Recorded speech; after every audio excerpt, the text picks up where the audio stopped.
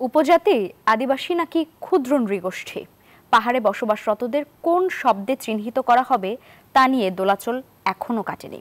পাহাড়িরা চান আদিবাসী শব্দটি, এদিকে পার্বত্য শান্তি চুক্তিতে তাদের উপজাতি হিসেবে উল্লেখ করা হয়েছে। আঞ্চলিক ও জেলা পরিষদের বিভিন্ন ধারাতেও রয়েছে এই শব্দ। এখন দেশের নতুন প্রেক্ষাপটে এ নিয়ে নতুন করে বিতর্ক তৈরি হয়েছে।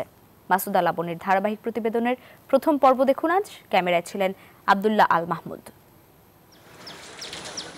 রাঙ্গামাটি, বান্দরবান ও খাগড়াছড়ি ৩ জেলা নিয়ে পার্বত্য চট্টগ্রাম। পুরো অঞ্চল মোড়ানো প্রকৃতির অপার সৌন্দর্যের চাদরে। পাহাড়ে ৩০-এরও বেশি জাতিগোষ্ঠীর বসবাস। জনপদগুলোর সংস্কৃতি ও ঐতিহ্য বেশ বৈচিত্র্যময়। আছে উত্থান পতনের দীর্ঘ ইতিহাস, আরও আছে নানা মত, নানা পথের মিশেল। নিজস্ব ভাষা, সঙ্গীত আর সাহিত্যেও পুষ্ট অনেক গোষ্ঠী। সমাজ ব্যবস্থাও তাদের আলাদা।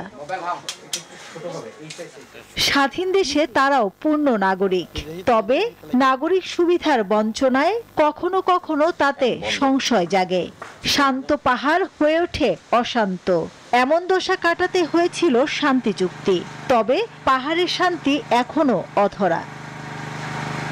বান্ডেল থাকলে প্রতি সেনমানিতে টাকা বাঁচবে। বিকাশ সেনমানি বান্ডেল কিনে জিতুন প্রতি লেনদেনে। পাহাড়ের এই জাতিগোষ্ঠীদের কোন শব্দে চিহ্নিত করা হবে তা নিয়েও এখনো রয়ে গেছে দোলাচল। শান্তি চুক্তির নথিতে পার্বত্য চট্টগ্রাম অঞ্চলকে বলা হয়েছে উপজাতি অধ্যুষিত অঞ্চল। সংবিধানে যে শব্দগুলো রয়েছে তা হলো উপজাতি, ক্ষুদ্র জাতিসত্তা এবং নৃগোষ্ঠী। জাতিসংঘ সনদ ২০০৭ এবং ILO কনভেনশনে পাহাড়িদের নিজস্ব এলাকায় আত্মনিয়ন্ত্রণ ও ভূমির অধিকার প্রতিষ্ঠার কথা বলা হয়েছে। তাই পাহাড়িরা চান তাদের বলা হোক আদিবাসী। আমরা শুনছিলাম পূর্বপুরুষেরা আদিমকাল থেকে এখানে বসবাস করছিল, সে কারণে আমরা নিজেদেরকে আদিবাসী বলতে শুরু করেছি। আপনি নিজেদেরকে আদিবাসী বলেন নাকি বাঙালি বলতে বলেন? কোনটা? আদিবাসী। সংবিধানের নিজেদের স্বীকৃতির বিষয়টিকে তারা অবহেলিত ভাবার কারণেই সেখানে একটু অসন্তোষ তৈরি হয়, এবং পরবর্তী পর্যায়ে রাজনৈতিকভাবে এই অসন্তোষকে দমন করতে গিয়ে ভুল পদক্ষেপের কারণে পারস্পরিকভাবে বিশ্বাস অবিশ্বাসের একটি দোলচাল তৈরি হয়। পার্বত্য চট্টগ্রামকে জুম্মল্যান্ড গঠনের দাবি তাদের। এখানে বসবাসরত পাহাড়িরা দাবি তোলেন বাঙালিদের সরাতে। এক দেশে দুই আইনের দাবিতে হন সোচ্চার। প্রথমত একটা আলাদা স্বায়ত্তশাসিত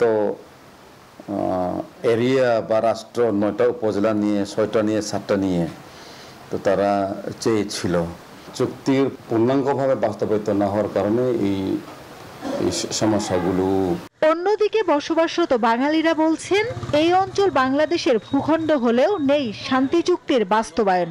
এখানে পাহাড়ি বাঙালি দ্বন্দ্ব তেমন একটা খুব দেখা যায় না, যেটা খাগড়াছড়ি বা রাঙামাটিতে দেখা যায়। পার্বত্যবাসী তখনই বলতে পারবে যে শান্তি চুক্তি বাস্তবায়ন হয়েছে যদি মূলত ভূমির ইস্যুটা, ভূমির কমিশনগুলো যাতে করে সচল বা অ্যাক্টিভ থাকে। পরিসংখ্যান বলছে পার্বত্য চট্টগ্রামে বর্তমানে ৫১% বাঙালি বসবাস করছে। পার্বত্য শান্তি চুক্তির এত বছর পরেও পুরোপুরি শান্তি ফেরেনি পাহাড়ে। বিভিন্ন জাতিগোষ্ঠীর মধ্যে স্বার্থের সংঘাত এর অন্যতম কারণ। এছাড়া স্থানীয় আঞ্চলিক রাজনৈতিক অস্থিরতা আর বিভিন্ন মহলের স্বার্থান্বেষী বিভিন্ন কর্মকাণ্ডই এর অন্যতম কারণ। মাসুদা লাবণী, নিউজ 24, বান্দরবান।